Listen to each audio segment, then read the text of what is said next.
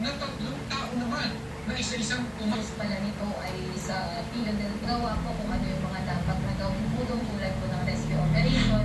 para makalabas sa lagusan ito sa creek. Nandila ako sa lagusan sa creek. Pero wala kaming natiningan.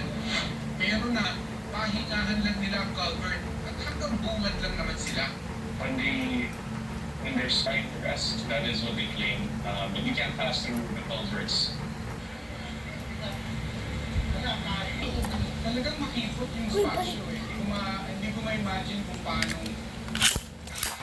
kakasya siguro pwede, pero yung paano ka pipili sa loob, yun yung hindi ko maintindihan kung paano gagawin. Kung sino na mapasok daw dito sa mga drainage na ganito. Gaya ng drainage sa Rufino, taktak din at pinaluwag ang entrada sa para magkasya tao. Maraming sirkulasyon kung ginagawa yung nanganakal sa ilalim. What the hell? Pero walang tuwi pa ang investigasyon ng police. Po, merong bumabatak sa lugar ngayon. Parang imposible. People o nagpapahinga lang, ni-request na rin ng Walang sama. Natundok ang aking otoridad ang babae na unang sa gilid ng bansa sa Makati City. Ayon sa kanya, hindi siya nakatira roon. Tapos, kinuha lamang daw niya ang nahulog ng gamit. Nakatulog si Dano Tingdugo. Ako po yung Siya si Carta. May pangalan. Siya ang nakuna ng litrato sa makina ng lumakas mula sa drainage Makati. Paliwanag nito na kaya siya napunta sa loob ng drainage ay parang kliyente siya kasama si DSWD Secretary Rex Julian sa kampo. Masyado raw Sorry guys, that was a mistake. ang ano, Ito.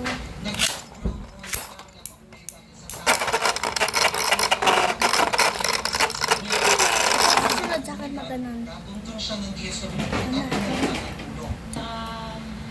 mabago ko yung way ng buhay pa na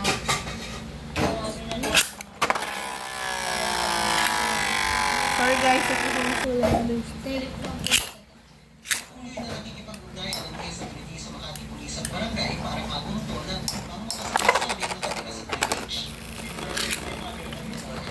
Susunduin namin ang manage out namin yung mga iba pang hits over the past 2 years.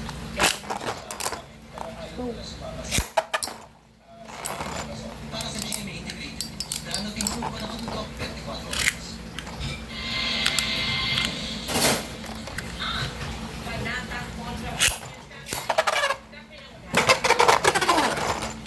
Haha.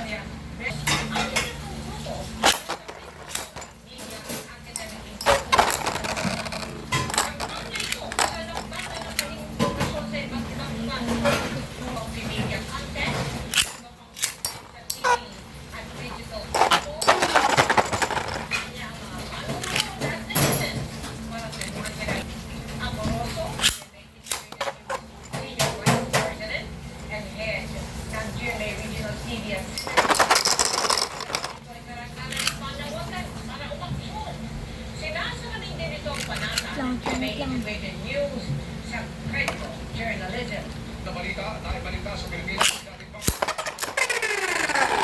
Ares pa rin sa Timor Leste. Sorry guys, that was a mistake again. At yan po mismo ay pinumpirma ni Pangulong Marcos. Narito po ang kanyang pahayag. The former Representative Arnie Perez is now back in the Philippines.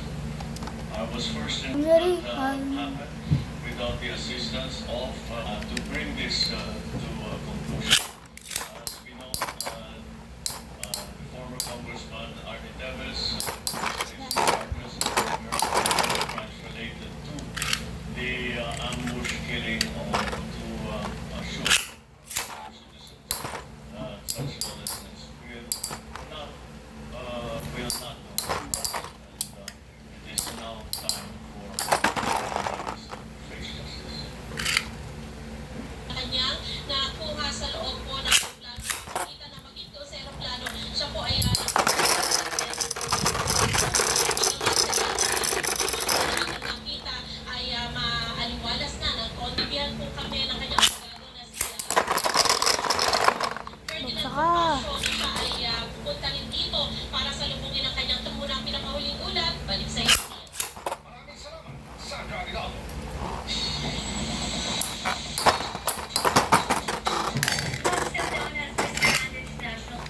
si Rachel Gupta ng India.